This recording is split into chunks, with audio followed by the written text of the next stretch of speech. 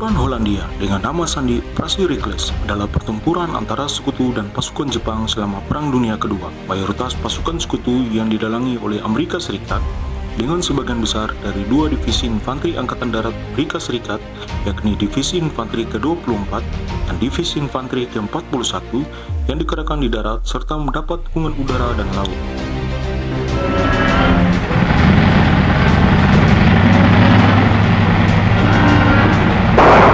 Pada awal tahun 1944, setelah Semenanjung Hollandia diamankan, Komando Pasifik Selatan Barat Sekutu memutuskan bahwa Hollandia atau kota Jayapura saat ini harus direbut dan dikembangkan menjadi pos persinggahan untuk kemajuan mereka di sepanjang pantai utara Nugini menuju Hindia Belanda atau Indonesia saat ini dan Filipina. Ini sangat berhubungan dengan strategi frog jump atau lompat katak yang dipimpin oleh Jenderal Douglas MacArthur ketika dia diperintahkan keluar dari Filipina untuk memimpin perang di Pasifik. Dia menggunakan strategi frog jump atau lompat katak. Jadi dia harus melakukan pergerakan cepat untuk bisa memukul kembali Jepang ke barat, ke wilayah ini, Jepang dan ini. Sehingga dia menggunakan strategi lompat katak mulai dari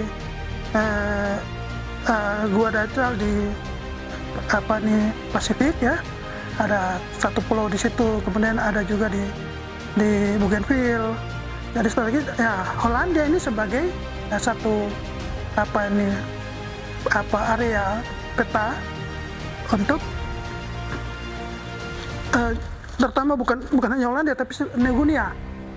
Karena New Guinea terutama di Biak itu Jepang mau menyiapkan wilayah itu sebagai daerah pangkalan untuk Asia Timur.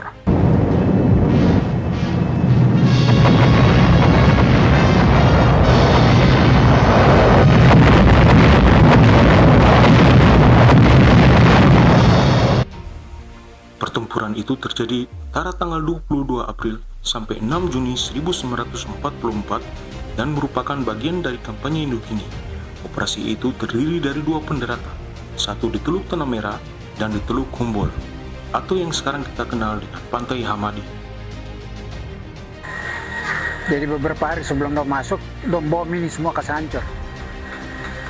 Pengeboman biasa. Nanti baru setelah bom pengeboman selesai, berapa hari terus invasi masuk. Serangan Amerika masuk. Tadinya perhitungan Jepang itu, Amerika akan serang Hansa di Wewak. Strateginya begitu. Cuma karena Amerika pecahkan kode rahasia dari Jepang, itu dorang pakai itu. Jadi dorang serbu ke muka di Hollandia sini. Begitu. Jadi Jepang salah perhitungan. Perkiranya dorang pikir nanti Amerika serang di Wewak sana, Teluk Hansa, tapi tidak. Amerika masuk di sini di Teluk Humboldt. Udah masuk itu kapal sekitar 215 kapal. Semua udah masuk. Udah masuk dan tembak semua. Jadi Jepang tidak ada kesempatan karena dong perhitungan tuh ada di Wewak landangnya. Tapi tiba-tiba masuk sini Jepang tidak ada selak untuk lawan. Dorang kasih tembakan masuk ke sini itu sampai Jepang sudah tidak ini, dorang masuk tidak terlalu perlawanan. Nanti setelah dorang masuk di Sentani baru Jepang mulai bikin perlawanan. Jadi dorang masuk itu ini Ceberi ini Tanjung masuk ke Tebati, Teluk Yotefa dorang masuk, terus dorang masuk sini. Paling banyak dorang masuk di Hamadi. Jadi ini dorang buka kapal-kapal termasuk sampai di sini. Di Kai Batu sini ada berapa yang masuk sini. Jadi dorang landing, cepat dorang buka. Masuk, terus divisi yang bangun jalan itu dorang masuk. Jadi setelah ini jam 7 pagi General MacArthur masuk. Karena dorang sudah kuasai tempat, pagi-pagi dia masuk. Keberhasilan sekutu ini tidak lepas dari data intelijen yang diperoleh dari pemecah kode yang melindungi pesan radio Angkatan Darat Kekesaran Jepang. Hal ini membuat sekutu mengetahui bahwa wilayah Hollandia hanya dipertahankan dengan lemah oleh tentara Nippon. Mereka mampu menghancurkan 340 pesawat di darat dan 60 pesawat lagi di udara, meninggalkan divisi udara ke-6 yang tidak dapat menahan invasi yang direncanakan. Selama periode yang sama, Angkatan Udara dan Laut Amerika menenggelamkan banyak kapal Jepang dan berusaha mengangkut bala bantuan ke daerah Hollandia dan Wewak. Runtuhnya perlawanan Jepang ini disebabkan oleh kurangnya kesiapan, perubahan dalam struktur komando, dan kurangnya pasukan tempur.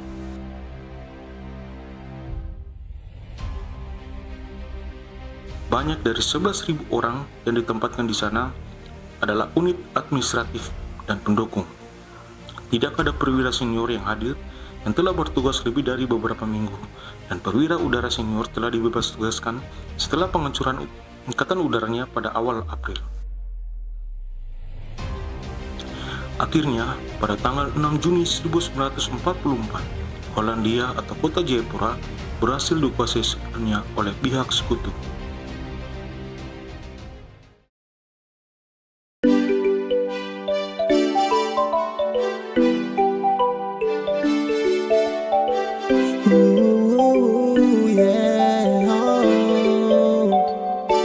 Jejak perang itu sampai saat ini masih ada. Tugu pendaratan sekutu di Hamadi serta puing sisa tank dan kendaraan amfibi saat pendaratan di Humboldt pun masih ada saat ini, menjadi saksi bisu dari pertempuran Perang Dunia Kedua di Hollandia Jayapura. Hal ini menjadi kekayaan sejarah yang akan terus dilestarikan hingga bukti otentik ini tetap terjaga. Ya, terkait daya tarik di Pantai Hamadi ya, situ ada memang ada beberapa suatu daya tarik di Pantai Hamadi. Di situ ada wisata alam, wisata pesisir di pantai, terus ada wisata bakau, ada peninggalan sejarah di sana ada berupa tank, itu peninggalan sejarah peninggalan Perang Dunia Kedua ya. Kemudian ada juga di sana ada tugu pendaratan sekutu, itu berada di Pantai Hamadi semua itu. Nah, Pantai Hamadi itu sangat dekat itu untuk kunjungan wisatawan. Dari pusat kota Jayapura itu mungkin hanya sekitar 15 menit bisa dikunjungi, apalagi setelah dibangunnya itu jembatan Yotepa. Jadi kalau ke Pantai Hamadi itu banyak yang bisa kita nikmati di sana. Selain Pantai Hamadi terus ke jembatan Yotepa, terus sampai ke Olteka, itu cukup banyak lah yang bisa sekaligus dinikmati. Nah, hal-hal yang sudah kita kembangkan di sana, kalau di Pantai Hamadi itu ada juga yang kita kembangkan wisata bakau di situ, yang berupa jalan jerambang. Bisa sambil jalan-jalan menikmati di sana, melihat bagaimana indahnya hutan bakau.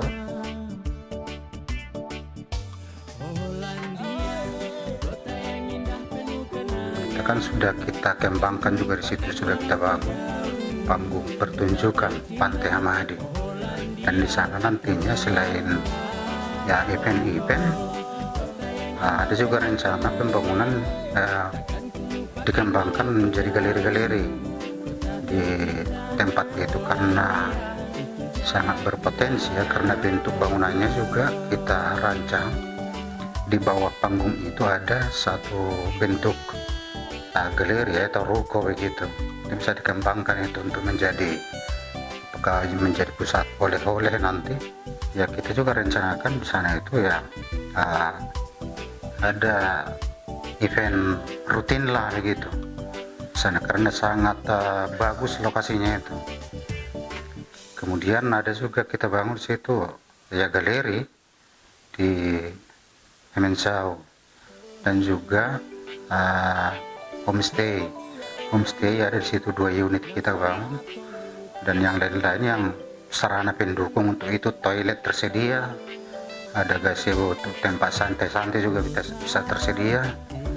Nah, pengunjung juga ke sana itu kalau yang sekarang ini banyak yang mancing-mancing lah kalau yang untuk sekarang, karena dia berada pas di bawah jembatan Yotepa.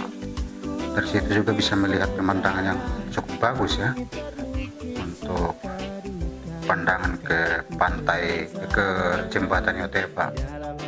Ya baik, untuk Pantai Hamadi kita tahu bersama bahwa Pantai Hamadi merupakan tempat yang sejarah di mana Tugu Pendaratan Sekutu ada di situ.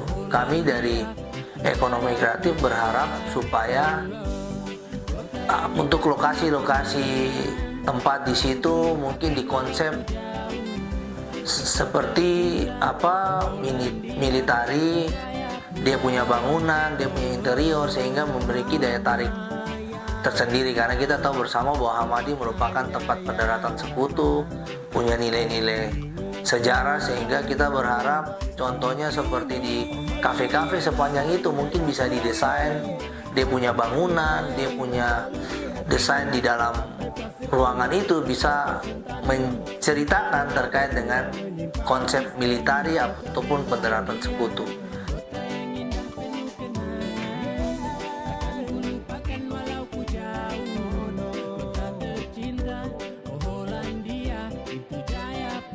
Kedepannya kita akan kerjasama dengan pihak Angkatan Laut, karena di sana ada peninggalan Perang Dunia Kedua seperti tank. Di situ kita akan membuat konsep, membuat museum dan informasi terkait hasil peninggalan Perang Dunia Kedua tersebut. Suatu saat juga mungkin pemerintah kota melalui Dinas Pariwisata, melalui bidang ekonomi kreatif akan membuat satu inisiasi, membuat film pendek atau dokumenter secara narasi, kita menjelaskan terkait dengan situs-situs peninggalan sejarah Perang Dunia Kedua atau pendaratan sekutu di Pantai Hamadi. Dari sisi fasilitas penunjang, Pantai Hamadi juga lebih lengkap dari beberapa objek wisata di tempat lain, karena pemerintah sudah membangun beberapa fasilitas seperti sarana penunjang toilet, pondok-pondok, dan juga sarana yang mendukung kegiatan berwisata di Pantai Hamadi.